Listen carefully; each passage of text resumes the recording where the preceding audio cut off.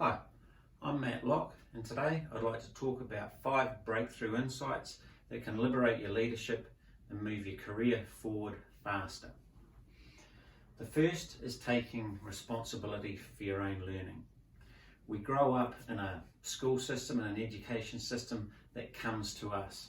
Our teachers are interested in us, our caregivers are interested in us, we get given homework, assignments, we're encouraged to study, and it all comes to us, and then we move into the big wide world of work, and it seems that nobody's that interested anymore. And actually it's not that nobody cares, it's much more that people are busy, it's chaotic, there's lots going on. If we wait for it to come to us, it won't come. We have to go to it, put up our hands, get involved in learning, start some conversations about our development, get some support, reach out to people. The second part here is helping your boss be successful. It's really easy to look at bosses and wonder what they do. If we get a little bit more interested in their world, we'll understand that their world is a little bit more complex than ours.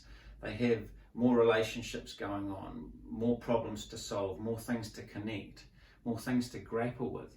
And if we can bring solutions that help them in that space, we're going to benefit from that. It should be no surprise really that bosses either consciously or subconsciously will promote the people who bring them solutions, help them look good, and most importantly, they'll promote the people that they trust. The third part here is the glass ceiling of meritocracy. Our career will get so far based on our expertise, what we're able to deliver, the results we get, and then we hit this glass ceiling, and getting beyond that glass ceiling is about alignment.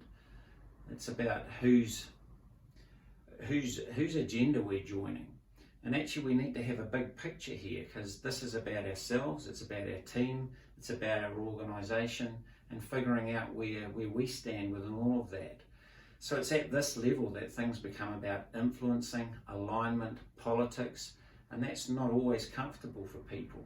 It's sometimes really helpful to view that as a new and interesting skill set rather than something that's problematic or unfair. Fourthly, your strengths are your weaknesses. This holds hands with point number 3. Our career will get so far based on the strengths that we've played into.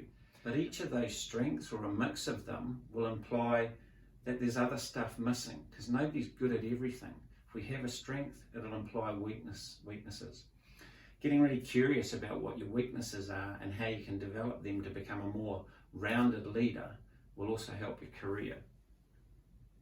Lastly, point number 5, you are part of the problem.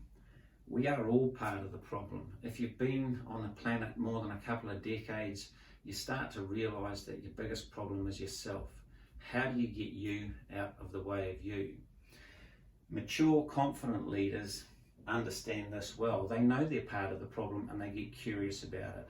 And so they engage with people, relationships, conversations about understanding how they could impact differently and better, where they might be getting in the way. They get curious about seeking more information from others so that they have a bigger picture to get to better and more complex solutions. If anything's come up for you today that provokes your curiosity and you'd like to talk more about your leadership development, please get in touch. You can direct message me here.